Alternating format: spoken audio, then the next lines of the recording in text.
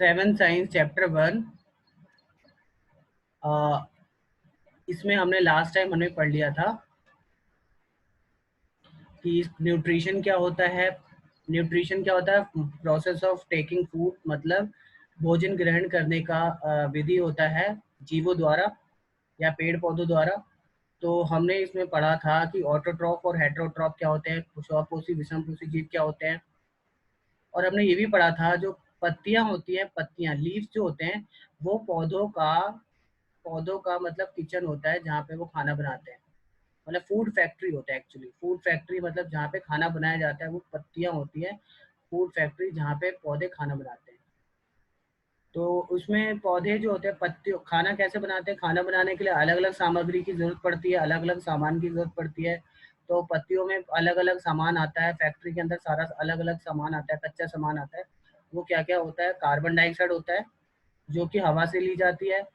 और इसी तरह से पानी लिया जाता है। पानी कहाँ से लिया जाता है? जड़ों के द्वारा लिया जाता है। अब कार्बन डाइऑक्साइड चाहिए पहली चीज पौधे को।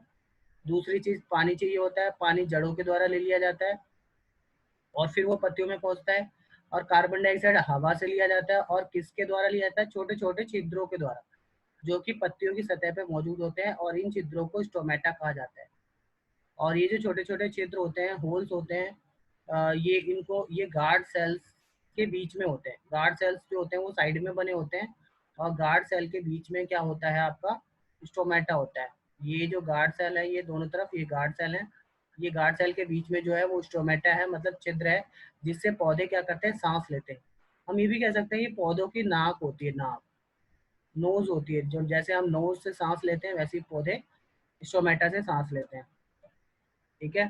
तो उसी तरह से जैसे कि ये स्टोमेटा से जो वो कार्बन डाइऑक्साइड गैस लेता है, तो उसी तरह से ये ऑक्सीजन गैस इसे रिलीज भी करता है।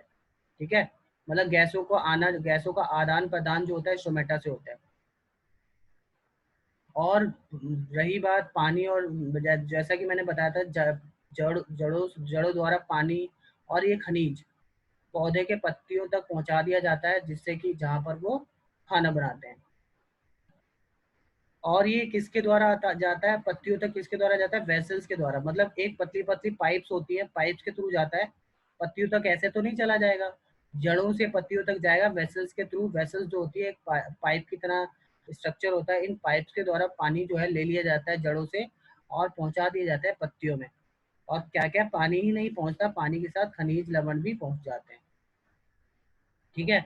और इस तरह से वो कंटिन्यूस पाथ बनाते हैं, और पौधे ये सभी चीज़ें जड़ों पे पहुंचकर जड़ों से पौधे की पत्तियों में पहुंच के वहाँ पे भोजन का निर्माण करते हैं। और फिर उसके बाद वो इस तरह से पत्तियों तक पहुंच जाता है। और इस तरह से पत्तियों को इसलिए पत्तियों को हम फैक्ट्री कहते हैं। ठीक है, भोजन की फैक्ट्री। अच्छा, जो लीव्स होते हैं, लीव्स के अंदर एक ग्रीन पिगमेंट होता है। पत्तियां जो होती है हरी दिखाई देती हैं, ऐसा क्यों होता है? पिगमेंट का मतलब होता है कलर। पत्तियों के अंदर एक कलर होता है, ग्रीन कलर पिगमेंट होता है। ग्रीन पिगमेंट या ग्रीन कलर होता है, जिसको हम क्लोरोफिल कहते हैं।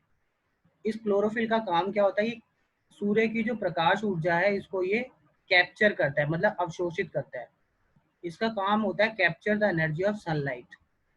और कैप्चर करके उस एनर्जी का यूज कैप्चर करके ये क्या करता है? एनर्जी को कैप्चर करके कार्बन डाइऑक्साइड, मतलब फूड बनाता है, सिंथेसिस करता है, फूड को बनाता है। सिंथेसिस का मतलब होता है बनाना। ठीक है। तो खाना बनाता है किस किस की हेल्प से? हमें पता है कार्बन डाइऑक्साइड और पानी लेता है पौधा, और सूर्य के प्रकाश की उपस्थिति में और क्लोरोफिल की उपस्थिति में, क्लोरोफिल की वजह से वो क्या कर पाता है? खाना बना पाता है। ठीक है।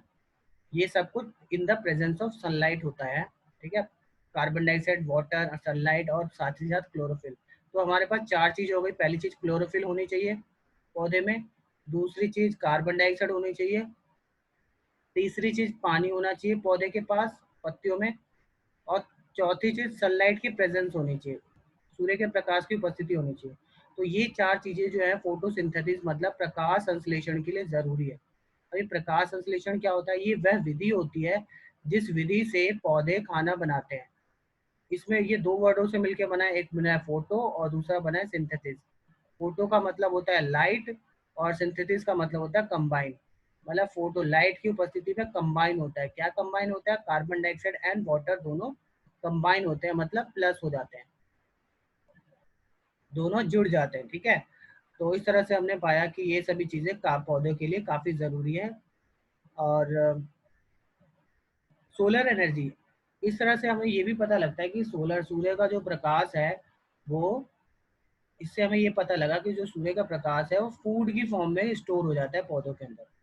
और ये भी पता लगता है कि क्योंकि पौधे पौधे ही ऐसे मतलब जीव हैं जिसमें क्या सूर्य का प्रकाश जो है वो वो स्टोर हो जाता है, सूर्य का प्रकाश ऊर्जा के रूप में स्टोर हो जाता है। और पौधे के द्वारा ही सभी जीव जो पृथ्वी पर हैं लगभग, ठीक है, लगभग सभी के सभी जीव पृथ्वी पर सूर्य के प्रकाश पर निर्भर करते हैं, क्योंकि सूर्य के प्रकाश से पौधों को खाना मिलता है और पौधों से जीवों को खाना मिलता है।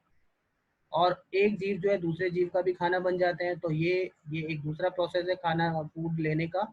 लेकिन अल्टीमेटली जो है सन पे ही सभी जीव निर्भर करते हैं भोजन के लिए। तो इस तरह से हमें पता चला कि sun is the unique ultimate source of energy. सूरज जो है ऊर्जा का एक ही स्रोत है पूरी पृथ्वी पर, जो जीवित जितने भी जीवित प्राणी है सबके लिए। अच्छा, अगर फोटोसिंथेसिस नहीं हुआ, in the absence of photosynthesis, अगर फोटोसिंथेसिस नहीं हुआ तो क्या होगा? कोई भी पौधा नहीं होगा, प्रकाश संश्लेषण नहीं होगा तो कोई भी पौधा नहीं होगा। और जितने भी जीव होंगे पृथ्वी पर वो सारे के सारे क्या करते हैं, डायरेक्टली या इनडायरेक्टली किसी भी तरह से, सीधे या उल्टे तौर पे, वो किस पे निर्भर करते हैं? पौधों पर निर्भर करते हैं। इसके अलावा ऑक्सीजन भी काफी जरूरी है जीवों के जीवित रहने के लिए। ऑक्सीजन जो है पौधों को ऑक्सीजन जो है वो पौधों को किसके द्वारा मिलती है? प्रकाश संश्लेषण द्वारा ही पौधों से वो रिलीज होती है। एक्चुअली प्रकाश संश्लेषण में हमने क्या होता है, कार्बन डाइऑक्साइड होता है, कार्बन डाइऑक्साइड जल होता है, पानी होता है। और ये सूर्य के प्रकाश में जो लाइट होती है, सनलाइट की प्रेजेंस में क्या होता है, और क्लोरोफिल की प्रेजेंस में